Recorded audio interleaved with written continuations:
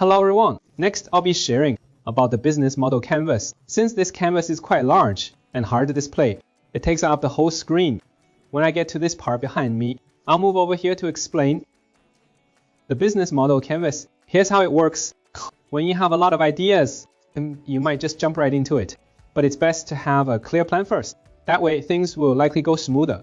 And if you don't have enough funds yourself, you might need to look for outside funding. Those venture capitalists, when they're considering investing in you, what should they? You'll need to present them with a business plan. Say you've written up this business plan, thousands of pages long. It's going to be a lot for them to read through. So what was the solution? Eventually, a brilliant solution was devised. It went through gradual refinements. The refinements led to creating a tool that would highlight just 9 key pieces of information, making it instantly clear to anyone. They could clearly see the creative proposal or product plan and assess its feasibility. This is what we now know as the business model canvas. The business model canvas.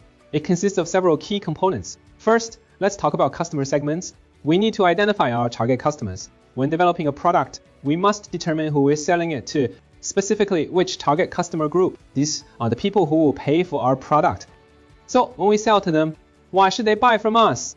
What value can we offer them? This brings us to the second part, which is the value proposition. In other words, what does our product offer? What value does it bring to customers? Or what services does it offer? It helps boost their efficiency, cut costs and improve performance, provide convenience, or offer something else. This is the second segment, the value proposition we offer. Thirdly, where can they purchase our products? This involves the distribution channels, meaning they can buy online, purchase from our online store, or by phone to place an order, to make a purchase, or by other means. This also includes where they can get it or see our product.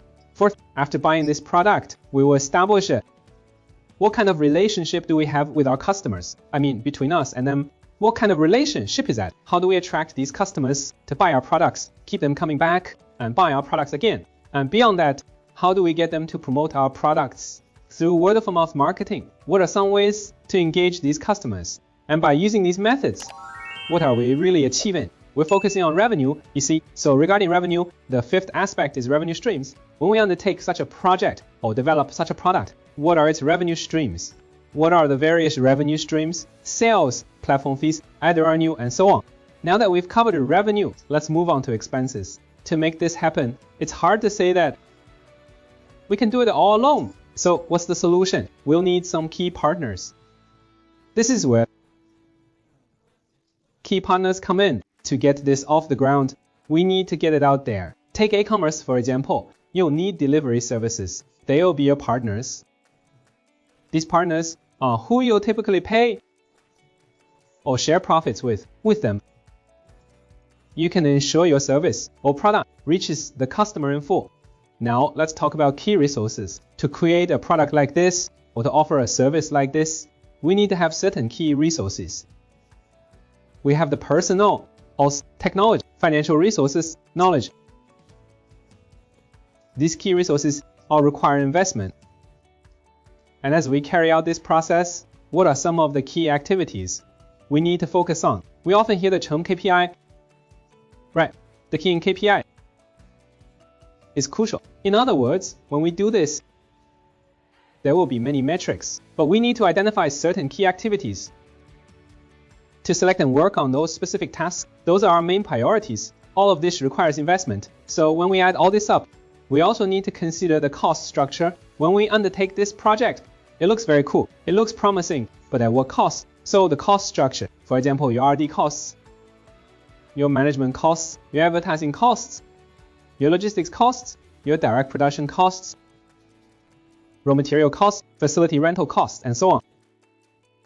Once we figure out our revenue streams and our cost structure, we'll know if this project is profitable or not. Just think, maybe a decade or more ago, maybe 20 or so years ago, many people in Zhangguancun, China's Silicon Valley, with just an idea and a vision, could pitch it to others and get funding.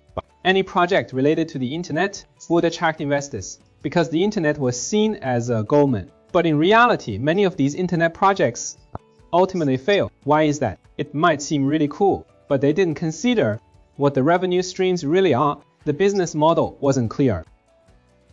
So once we understand these business models, and you talk to investors or venture capitalists, When you communicate with them, you might communicate more clearly, or you'll not need to talk to others at all. But when you try to convince yourself or talk to your boss about this matter, you'll have a clear understanding. It's like having a roadmap, making your journey much easier.